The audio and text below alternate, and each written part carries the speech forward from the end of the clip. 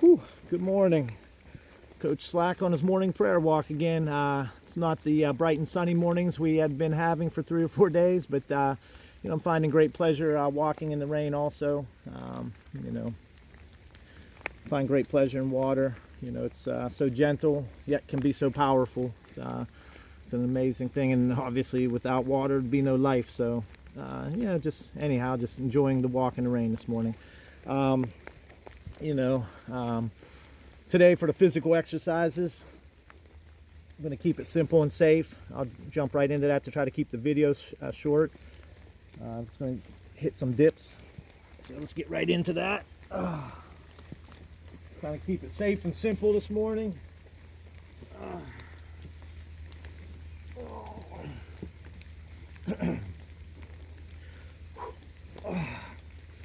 Dips, they are a great body weight exercise.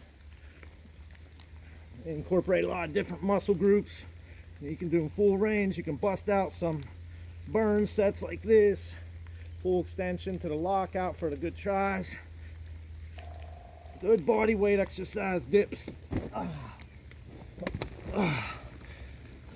was inspired by a friend recently to, I'm always talking about praying is exercising for the soul. All the exercises, the strength training and the running and those types of things, wrestling and such, it's like exercising the physical. And, and then I always say, well, let me tell the story actually. When I was in 10th grade, I was a wrestler at Cannon McMillan High School. I remember one morning, it was over Christmas break. It was a Christmas break practice, I remember. So I was there pretty early. I probably had to walk there from wherever I was the night before. So I'm in there reading, and in walks Kurt Angle.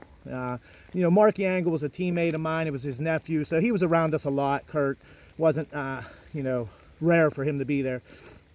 Marky was the greatest technical wrestler I ever have known.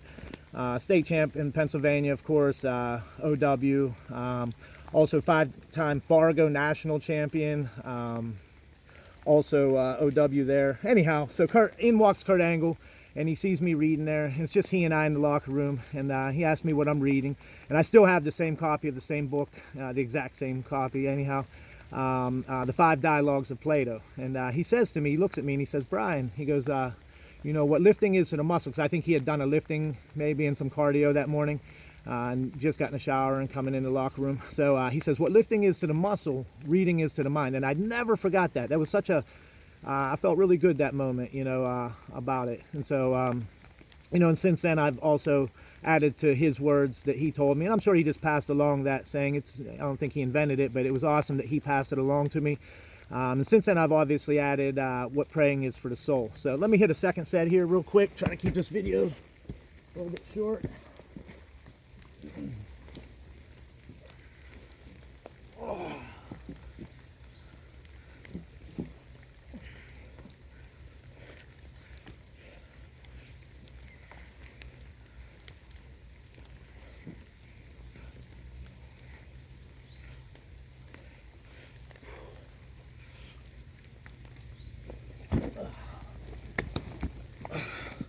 Anyhow, just want to talk about the reading part, focus on that a little bit, let you in a little bit on what I've been reading. One of the things I've been reading that's been great is the Septuagint version of the Old Testament.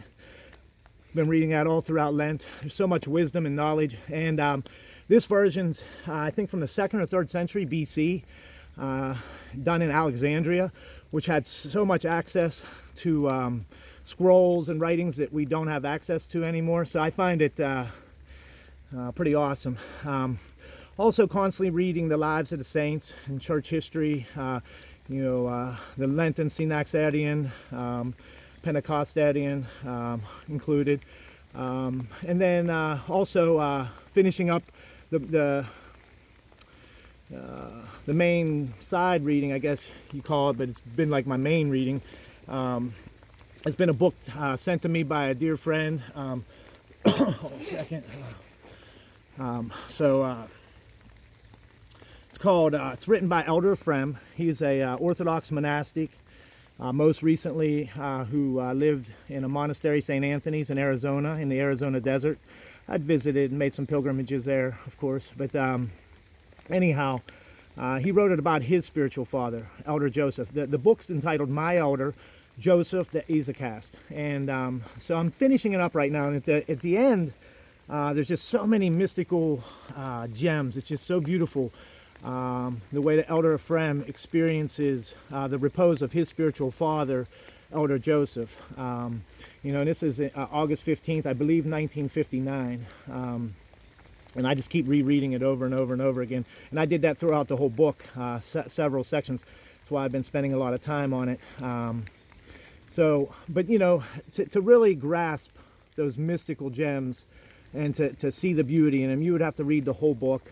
It's a pretty short book, like 600 and some pages. But that's just some tidbits on my recent reading. I'm going to start throwing that in there also. I love everybody. Just, you know, like I've been saying, stay strong, stay stable, stay safe. Love you.